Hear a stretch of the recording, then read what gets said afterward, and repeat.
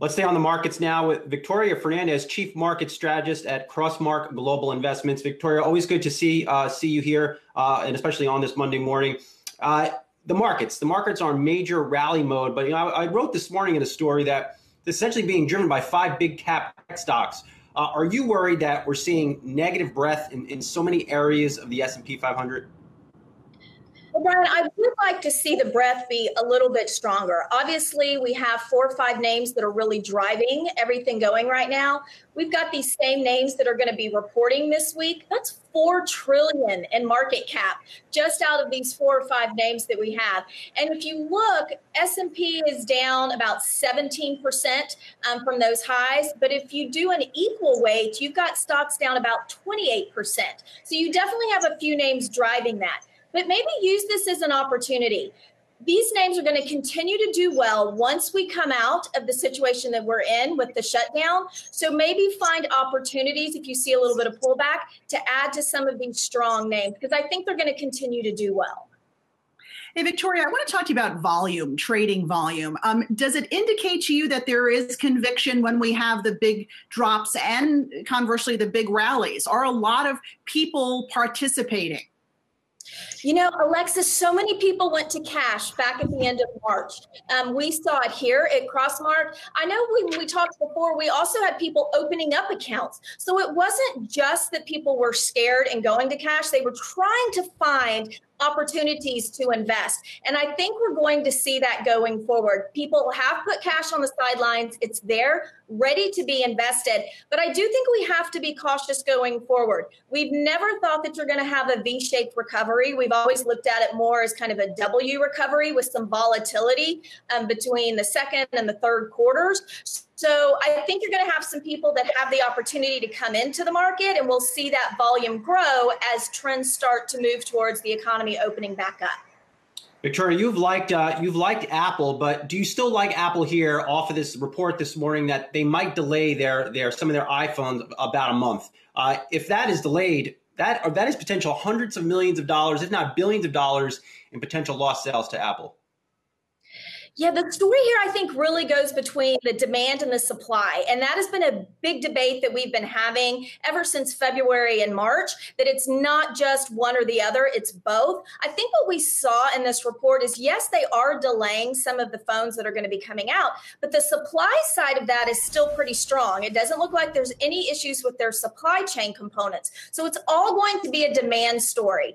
If the economy starts to open back up, if consumers start to go back out and make their big ticket purchases, which I don't think is going to happen immediately, but it will start to grow in the second half of the year, then I think Apple, with a company that has that much cash on their balance sheet, that strong position that they're in to weather any kind of volatility, it's a name I think you can still invest in for the long term. There will be volatility in the short term. Hi, Victoria. It's Heidi Chung here. We do have a Fed meeting this week as well. I wanted to get your thoughts on what we could expect from that. Sure, Heidi, and it's not just the Fed this week, right? We had BOJ that came out this morning talking about increased bond purchases that they're doing. We have the Fed, and then we have the ECB as well. So a lot of central bank movement this week.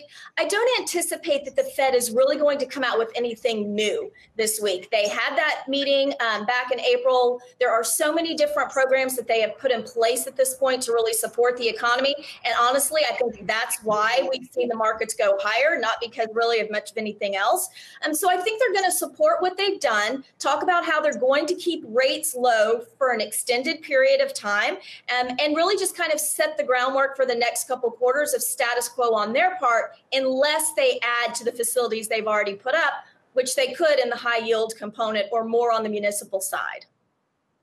I'd love to get your thoughts, Victoria, on GM saying today it's going to suspend its dividend. You know, we saw companies suspend dividends during the Great Recession, but not with the speed at which we've seen companies do it this time around. I guess the question for investors is, do you think they're going to reinstitute that? It's not going to after the pandemic. Yeah, I don't think it'll be immediate. I mean, when I talk about what I'm concerned with coming out of this pandemic and out of the economic shutdown, it's CapEx by corporations, it's demand by consumers. And I think companies that have taken that dividend back are going to be slow to offer it again until their balance sheets are stronger. And that's going to take a while. They've had a huge hit, especially the auto industry. So I would be surprised. But, you know, it's interesting because you have that on one hand, but on the other hand, you have companies that are increasing their dividends. You've got P&G, J&J, Qualcomm, other companies have come out on the other side of that. So I really think it's not going to be something across the board as to what happens with dividends. It's going to be very company specific. Victoria, but isn't there a problem in that now with no dividends, the market and investors have so much reliance on the Federal Reserve to drive higher stock prices? That's a big problem.